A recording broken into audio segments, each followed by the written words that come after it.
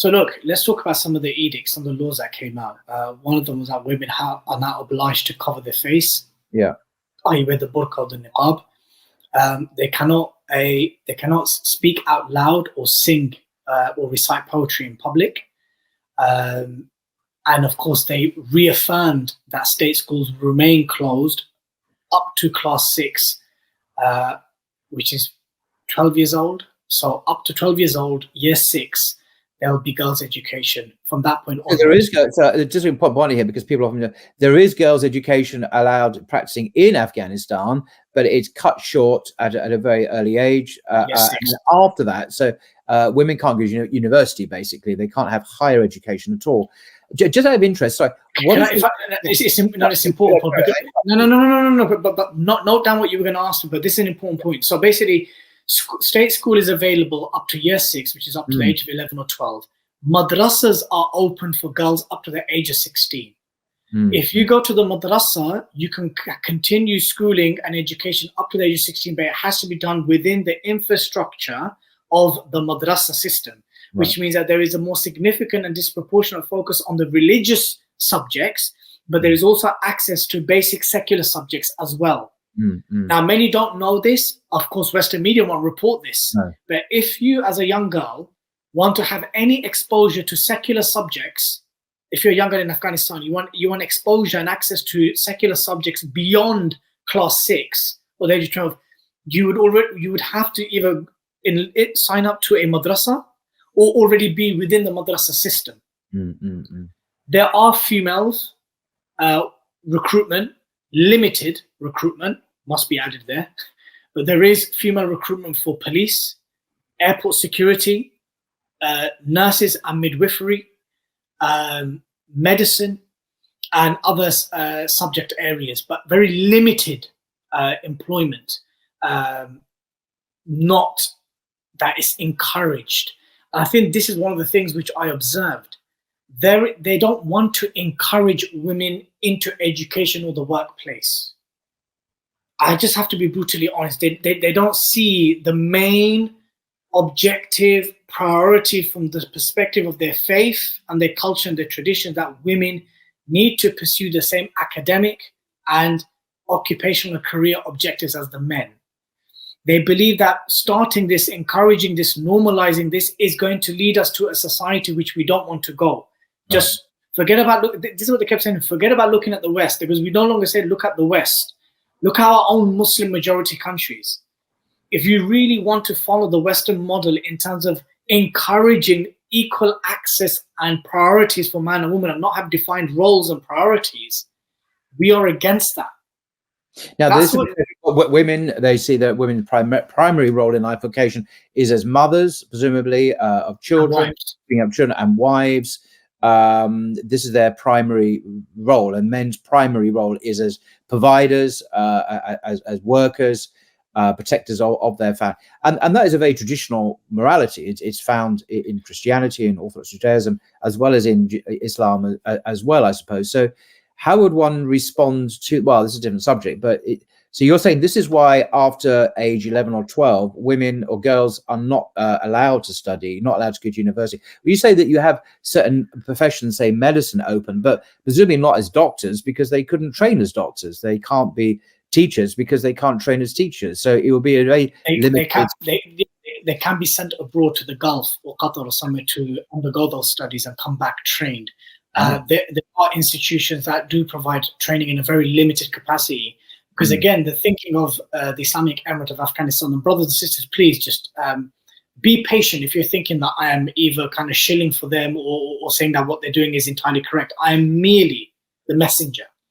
I am merely relaying back to everyone on Blogging Theology my observation and conversation that I had with senior Taliban officials, right, on and off the camera, as much as I have that I can disclose to you guys. If a country needs 5,000 nurses, does that justify a societal push that there is a perpetual need for female nurses? Is there a need to now tell women folk and girls that you now must pursue a career in nursing or engineering or teaching or design and textiles, whatever subject it is? just because there is a need within a country doesn't necessarily mean that that given society now has to push the idea that there is a perpetual need to pursue these careers. That's one of their arguments. Now, we're not denying that there isn't a need for women in these spaces and these sectors and these industries. We're here that does that need justify a national encouragement of equal opportunities in every given sector and industry? That's what they're saying. Now, with regards to the girls' education, many Muslims would be uncomfortable with this. Forget about Western Muslims. Many of us would struggle with this too. Even, many of us are parents and grandparents. We have children going to school. We go to not just schools; they go to mixed state schools, right? So it'd be hard for us to fathom, especially if we've benefited in the privileged life of the West, where we've pursued careers, a socioeconomic, prosperity by pursuing careers academically, whatever your reasons are for getting into the workplace and getting into education. This would be quite even like surprising from some Muslim majority countries. Mufti Taqi Usmani, one of the most senior scholars in Pakistan, wrote a letter to the Taliban, I believe it was a year or 2 years ago, basically encouraging them to come to a resolution on this matter because it would be used as a yardstick to discredit them. It'll be used as a yardstick for NGOs and soft power lobbying against the newly formed Islamic Emirate. So very true, and it is being used against them still. Yeah. Now the counter argument for the Taliban is twofold, right? And no one knows what the true reason for this. I'm really mindful of how I describe it. Harsh for sure. I'm not sure if fringe is appropriate, but harsh, I think, is more appropriate. This harsh policy on girls' education, where there is not even a room for like, okay, let's reopen it up until the age of 16, or let's caveat it in this way, or logistically, this is how it would look, segregated from boys. Because one of the arguments which Abdul Kahar Balki told me during our podcast was that, look, it's also a question of infrastructure, logistics, and resources. If we deem girls and women's education should be done in a particular way according to our interpretation of Sharia and customs, then that means we need to logistically create that infrastructure to make that happen. At the moment, we don't have that, meaning to segregate academic institutions so it's appropriate and safeguarded for girls. This is what they're saying. Yeah. Now, how serious and committed they are to this, only Allah knows, right? They said that there's access to online teaching and homeschooling. Again, I didn't physically see any evidence of that, but Afghans told me, yes, this access is there. But then the question of how good is your internet in Afghanistan?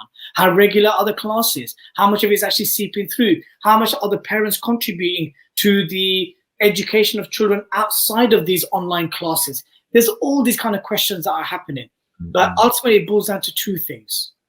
Why have they adopted and insisting and have doubled down on this particular issue of girls and women's education, whereby it stops at the age of 12, class 6, unless you go to a madrasa, whereby it ends by 16. Number one, the leadership, the most senior old guard leadership of the Islamic Emirate of Afghanistan, truly believe that this is the Islamic way to do things. That they themselves truly believe that this policy is the closest and most pleasing thing to Allah Azza wa Jalla according to the Sharia and their customs, right? And they're not going to compromise on this issue. Number two, and the recent edicts and the doubling down of these policies kind of goes against this argument.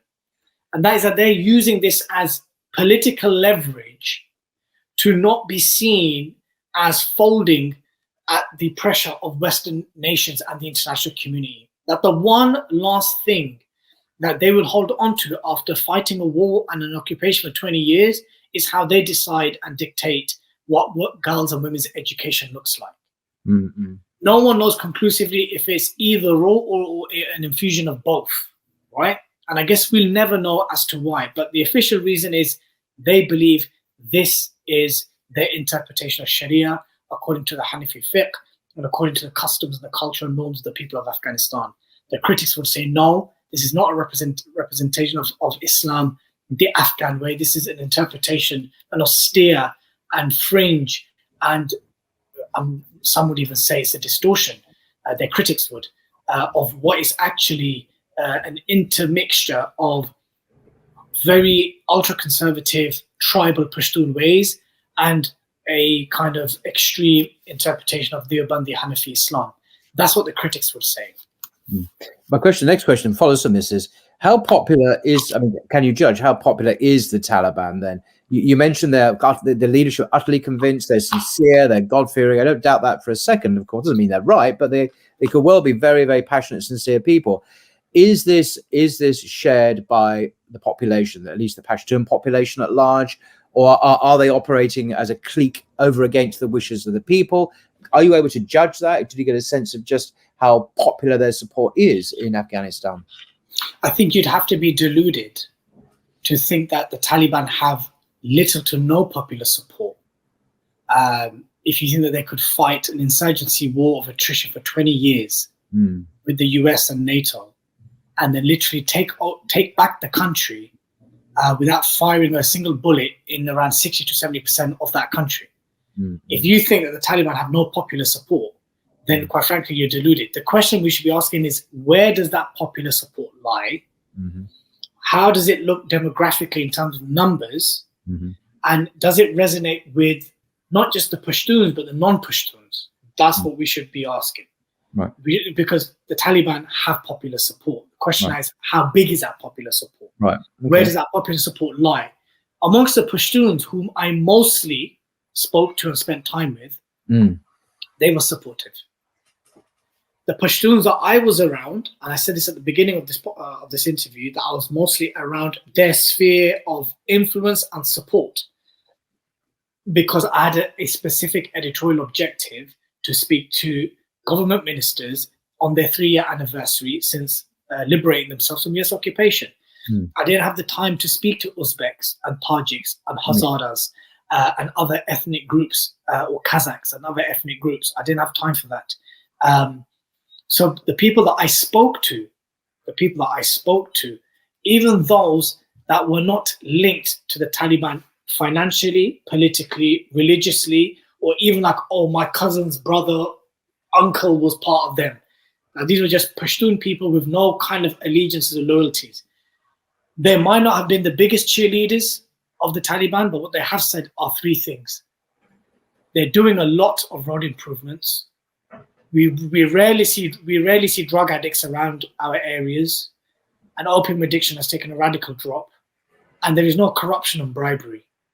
So the next concern for most Afghans, as we speak right now, we're not talking about diaspora expats who are living outside of Afghanistan, is they would want to see girls go back to school and have access to basic education up to a particular age, but also money and jobs. They're hungry. They're struggling to make ends meet. They've been ravaged by half a century of war with two competing superpowers. You know, people think that girls' education is on the mind of every single Afghan 24/7 around the clock. It is for many, but the bigger concern is feeding your family, being able to afford bread, being able to make ends meet in this new Islamic emirate where the whole world does not recognize our government, except for China. And we have some level of trade, unofficial trade with like Qatar or Pakistan or certain countries, right?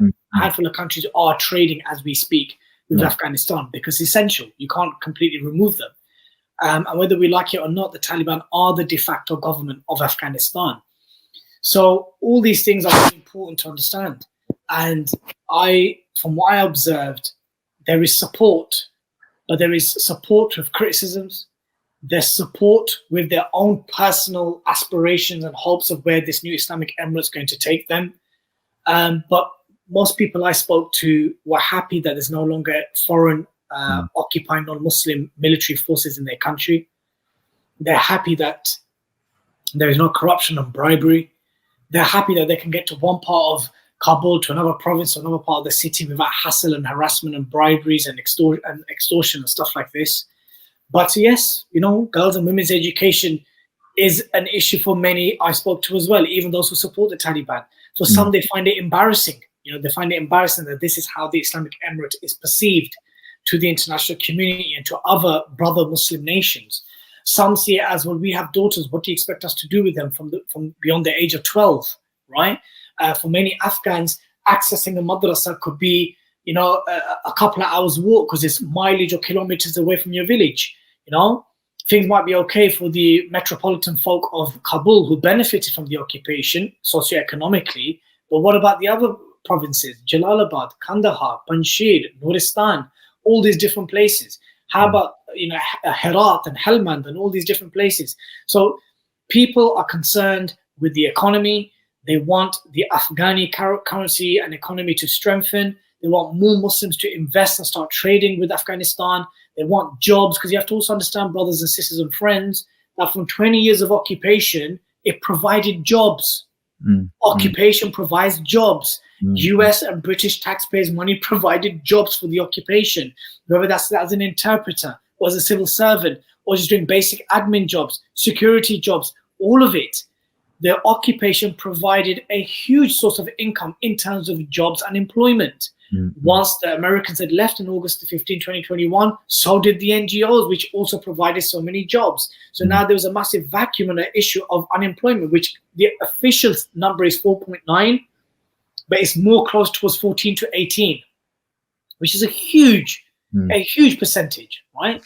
So yeah, people are concerned with not going hungry and making ends meet and surviving, as well as obviously wondering, what do we do with our girls from the age of 12? Some understand it, and some, in their own ways defend it. Others were like, we don't understand. We are supporters of the Taliban. We support what they did.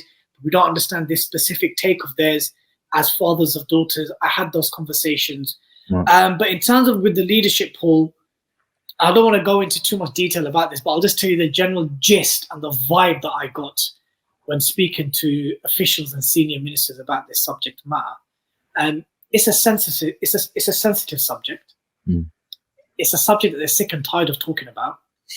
It's one that's bordering insulting to them, that after 20 years of war, the only thing that people ask about when they come to our country is our women. How would you like if we came to your country and asking about your women? Why are your women half naked? And they're not, given what you just said, asking about, well, how are your people doing without enough food? How are the sanctions and the holding of money and so on? How's all that treating you? How's that impacting on ordinary people in terms of feeding themselves and so on? If they're not asked about that, which I presume they're not, because the West is doing all this to them in the first place, this kind of feminist upset. Well, it may be a legitimate criticism or not, but to obsess about that looks rather, as if there's an agenda behind it. They're not really caring for people. Afghanistan in general, if they're just obsessing about this issue to the ignoring of perhaps even more important, because having enough food to eat is more important than education in the scheme of things, because without food you die. Without education, at least you'll live for another day. Maybe in the future you'll get education. So it does seem very selective, doesn't it, to them, I would imagine. Yeah, so it was a variation of frustration. We're sick of it. Stop asking about it. Imagine other nations visited other nations that kept asking about their women and how they're educated and how they're raised and how they're cultured and all this kind of stuff. And another thing is, like, I felt that maybe it's not even a major priority for them. That's the vibe I got. Now, don't shoot the messenger, brothers and sisters and friends. I'm just conveying to you the feelings and the vibe and the conversations that I got. There was a sense of frustration. There was a sense of we're just fed up of being asked about this, change the subject. And quite frankly, we've got other things to be moving on with, right?